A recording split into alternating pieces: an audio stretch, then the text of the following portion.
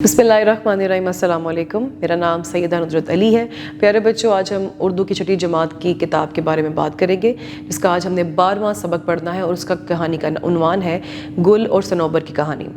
प्यारे बच्चों, इस कहानी को पढ़ने से पहले मैं आपको ये बता दूं कि इस कहानी में एक हमें सबक दिया गया है कि सब्र और नज़रअंदाज करना कितनी अहमियत का हामिल है। मुश्किल हालात जैसे भी आ जाए, इंसान को सब्र और किसी को माफ़ करने का सबसे पहल करनी चाहिए। जैसे कि हमारे दीन में, हमारे इस्लाम में, हमारे नबी पाक सल्लल्लाहु अलैहि वसल्लम ने भी हमें माफ़ करने की तरफ पहल करने का हुक्म दिया है।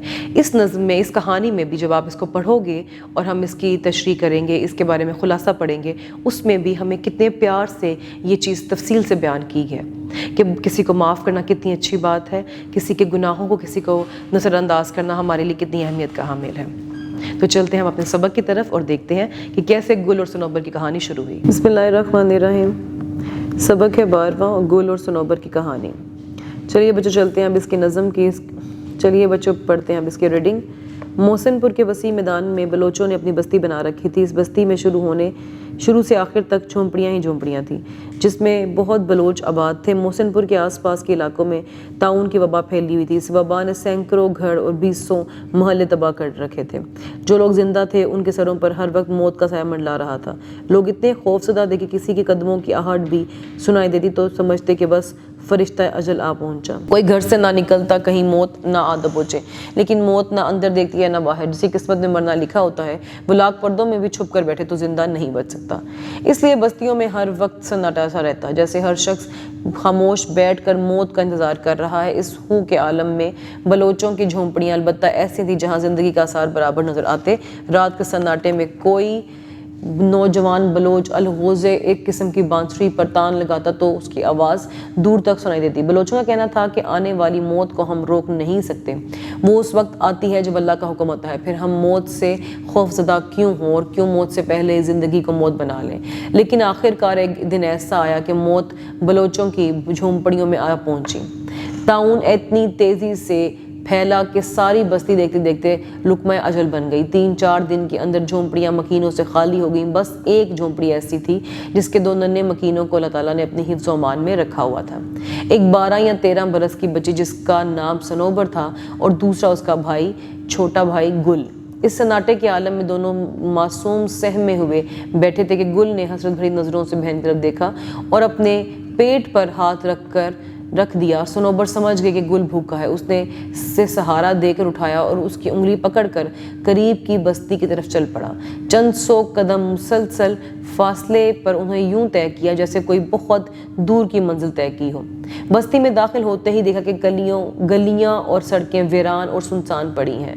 दूर दूर तक कहीं आदमजाद का निशान नहीं। मरने वाले मर गए, जो जिंदा बचे वो लाशों को बेगौर कफन छोड़कर न जाने किधर निकल गए। नन्ही सनोबर गुल को सहारा देते हुए अल्लाह पर भरोसा रखते हुए आगे बढ़ती रही। बिलाखिर दूर के एक घर की चिमनी से धुआं निकलता दिखाई दिया। इस धुएं ने उनके दिल के अंदर हिम्मत और कदमों में ताकत पैदा कर दी। वो गिरते पड़ते इस तरफ चलते रहे। आखिरकार एक पुख्ता हवेली के सामने आकर रुके। दरवाज़ा खुला हुआ था। वो घर के अंदर दाखिल हो गए। देखा कि सामने मसरी पर एक खातून बैठी है।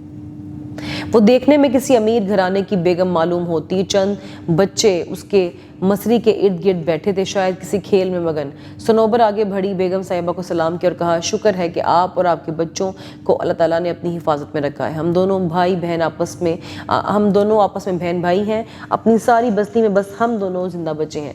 ये मेरा छोटा भाई बहुत भूखा है। अगर आप इसके लिए खाने का इंतज़ाम कर दें तो आपकी बहुत बड़ी अनायत होगी। खातून ने सनोबर की बात सुनी तो उसने कहा कि लड़की, हम तुम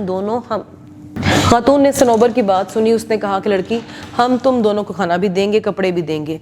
आप यहाँ आराम से रहो, घर का कुछ काम काज कर दिया करो। खातून की इस बात पर सनोबर का चेहरा गुस्से से तमतमा उठा।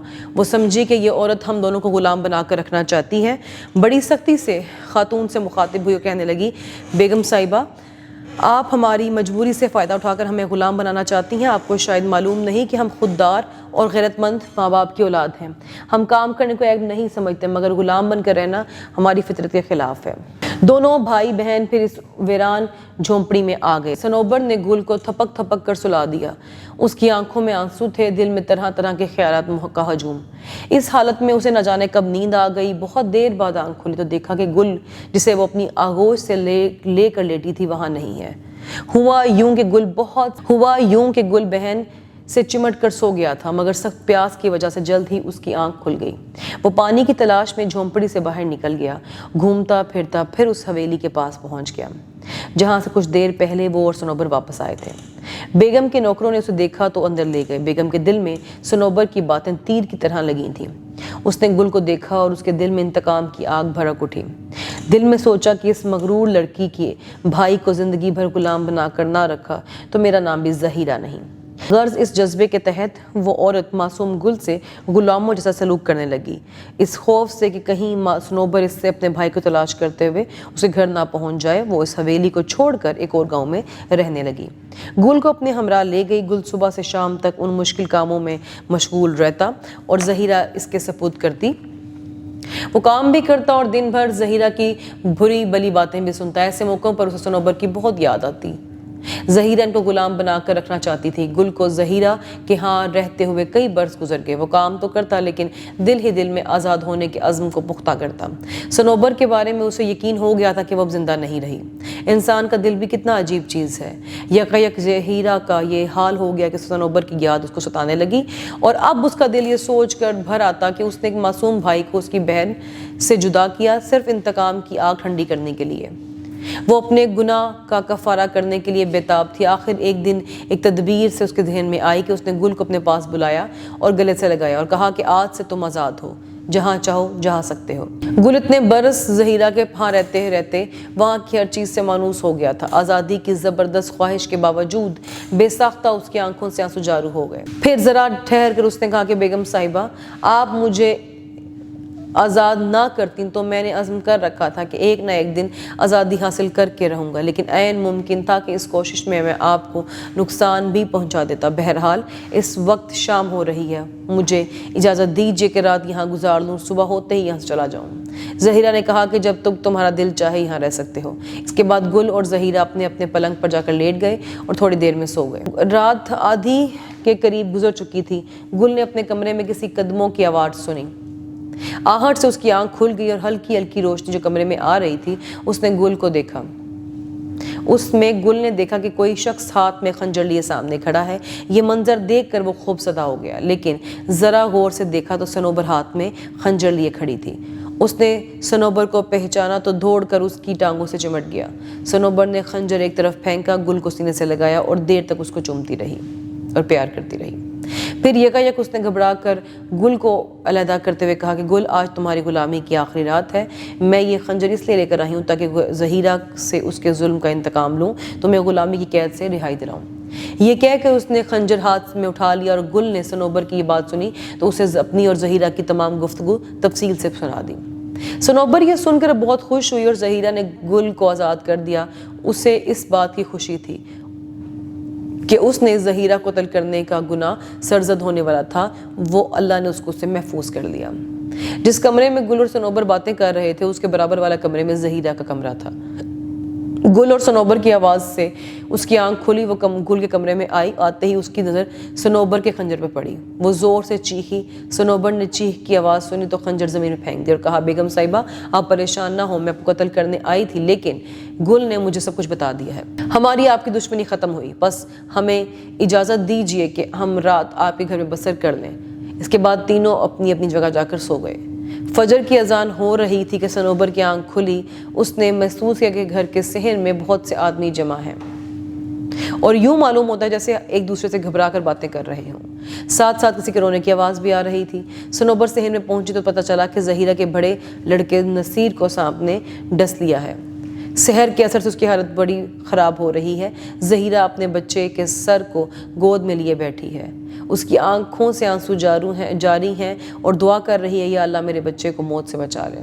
صنوبر نے جب یہ دیکھا تو وہ بھاگ کر گھر سے باہر نکل گئی اور اسے معلوم تھا کہ اس علاقے میں ایک ایسا پودا ہے کہ اس کا عرق مار گزیدہ کے منہ میں ٹپکایا جائے تو زہر کا اثر زائل ہو جاتا ہے۔